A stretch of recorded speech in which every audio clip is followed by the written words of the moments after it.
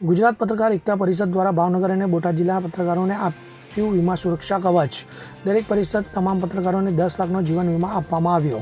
ગુજરાત પત્રકાર એકતા પરિષદ સમગ્ર ગુજરાતમાં પત્રકારોના હિત માટે કાર્યરત છે. તો સમગ્ર ગુજરાતના 34 જિલ્લાના 250થી વધુ તાલુકામાં હજારો પત્રકારો આ સંગઠન સાથે જોડાયેલા છે. તો ગુજરાત સરકાર માત્ર 2 લાખનો વીમો આપે છે, જ્યારે પત્રકાર એકતા પરિષદ 34 જિલ્લાના તબક્કાવાર કાર્યક્રમો યોજી 10 લાખના અકસ્માત વીમાનું પ્રીમિયમ સંગઠન ભરશે. તો આખું વર્ષ પત્રકારોના પરિવારની ચિંતાનું વર્ષ ઉજવવા નક્કી કરાયું છે. તે પૈકી ભાવનગર જિલ્લાના 200 ઉપરાંત તેમજ મહિલા વિંગના 33 બહેનો તેમજ બોટાદ જિલ્લાના 40 પત્રકારોનું પ્રીમિયમ આ ગ્રામીણ બેંકમાં જમા કરાવાયું છે.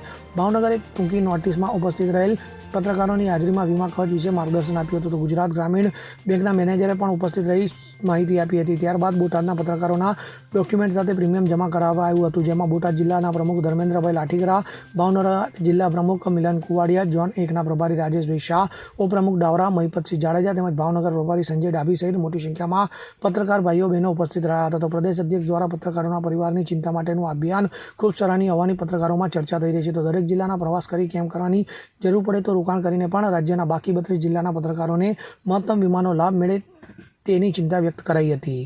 સંદીપ દેવાસરી સાથે CN24 ન્યૂઝ, મહીસાગર.